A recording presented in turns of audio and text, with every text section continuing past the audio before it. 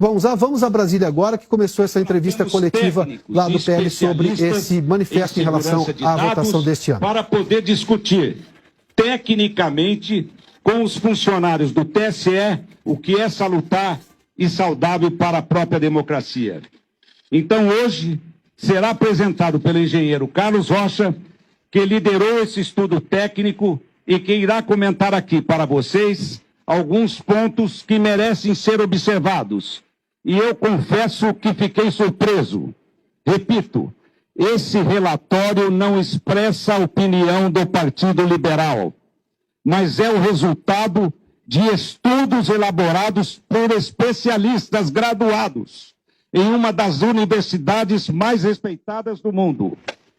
E que, no nosso entendimento, deve ser analisado pelos especialistas do TSE, de forma que seja assegurada e resguardada a integridade do processo eleitoral, com o único intuito: fortalecer a democracia para fortalecer o Brasil.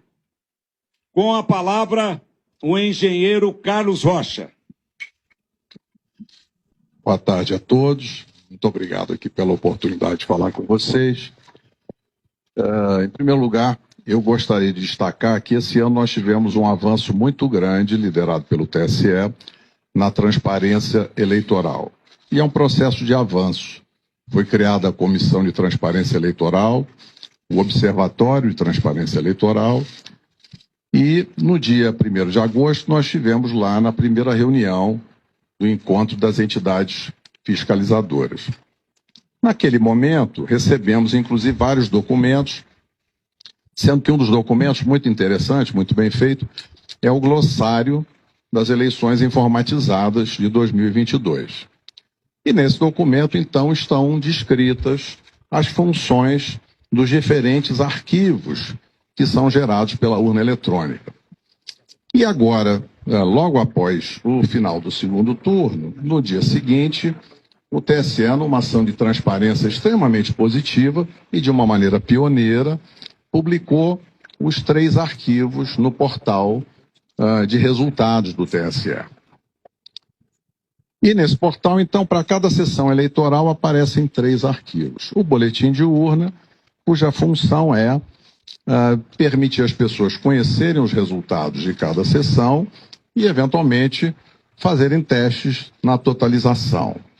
O segundo arquivo, que é o RDV, é o Registro Digital do Voto, que tem como fim, segundo o TSE, permitir uma eventual recontagem, um arquivo que registra todos os votos. E o terceiro arquivo que o TSE nos liberou foi o log da urna, que, segundo a orientação do TSE, é um elemento importante de auditoria para os partidos políticos e para as entidades fiscalizadoras. E o que aparece nesse log de urna? É como se fosse um diário, né, de todas as atividades que cada urna eletrônica realiza, desde a sua preparação no TRE até o final do segundo turno. Imaginem vocês um diário em que cada linha registra uma atividade. Então, para o registro de cada atividade no log de urna de cada equipamento, o programa que constrói esse log, ele lê 2 dados, 2 informações diretamente do hardware da urna. Ele lê, digamos assim, a estampa de tempo, que é data, hora, minuto, segundo, e também lê o número de série da urna, que é chamado no TSE de código de identificação da urna. E é muito importante que essas informações estejam todas corretas, porque são essas informações que garantem a associação daquela atividade, daquele registro de atividade com o hardware, com aquele equipamento físico que realizou aquela atividade. E é importante destacar o seguinte: o nosso trabalho técnico de engenheiros, a gente faz isso para outras organizações do setor privado, e quem audita constrói, quem audita procura sempre colaborar com a organização auditada, e no caso aqui, é nosso propósito contribuir com o aperfeiçoamento do sistema e ampliar a confiança, seja dos eleitores, seja dos candidatos, em todo o processo eleitoral. Então, esse é o nosso objetivo. E nessa linha, então, seguindo a orientação do TSE, fomos analisar os arquivos log de urna, que é esse elemento de auditoria que pela primeira vez foi divulgado junto com os boletins de urna.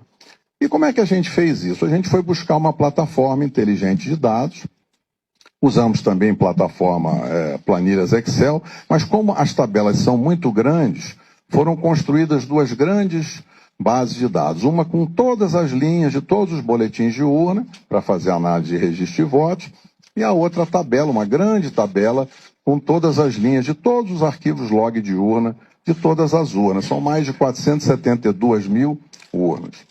Ao montar essa tabela, aí surgiu uma ocorrência, que foi que nos chamou a atenção.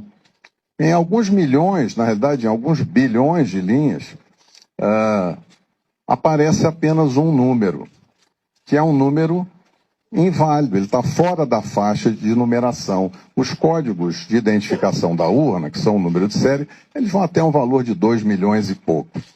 E esse número que aparece lá é um número de 67 milhões e uns quebrados.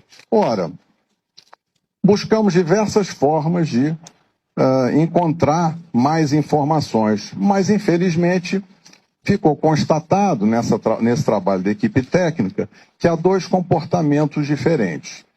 Um comportamento das urnas novas, né? Que são as urnas modelo UE 2020, que chegaram recentemente. São pouco menos de 193 mil urnas, está mais ou menos 40,8% de todas as urnas. E nessas urnas 2020, o arquivo é gerado da forma esperada. Então, em cada linha que mostra cada atividade, aparece o código de identificação da urna correto, que permite associar, então, vincular aquela linha de registro de atividade à urna que realizou aquela atividade. Quando nós fomos analisar as urnas antigas, que são as urnas de modelos de UE 2009 até UE 2015, essas urnas têm pouco mais de 279 mil urnas, o que dá 59,2% do total das urnas. Nessas urnas, infelizmente, encontramos esse número inválido na quarta coluna do log. Esse é um indício muito forte de falha, de mau funcionamento da urna, porque é impossível associar o registro de cada atividade ao hardware, ao equipamento físico que teria gerado aquela atividade. Isso, evidentemente, tornou um problema, porque é muito desagradável ter esse indício de mau funcionamento, porque gera incerteza agora nos dados que são gerados por essas urnas. Por isso aqui, nós gostaríamos de interagir construtivamente com o TSE e avaliar com eles. Existe lá uma previsão na resolução que abre a fiscalização, que é para se fazer exatamente quando ocorre um evento extraordinário, se fazer uma verificação extraordinária após o pleito, e é isso que a gente espera fazer na sequência dessa descoberta. Um outro tema para finalizar é que surgiu uma outra ocorrência, que também é uma ocorrência importante, porque descobriu-se que existem urnas que travaram, assim como o nosso celular trava, assim como o computador trava, e quando acontece isso, a gente precisa muitas vezes desligar e ligar de novo. Isso aconteceu com urnas eletrônicas. Então, urnas travaram e foram desligadas no meio do período da votação, na chave, possivelmente o mesário fez esse desligamento, e foram religadas para que a urna voltasse a funcionar. Uai, seu app de vídeos curtos.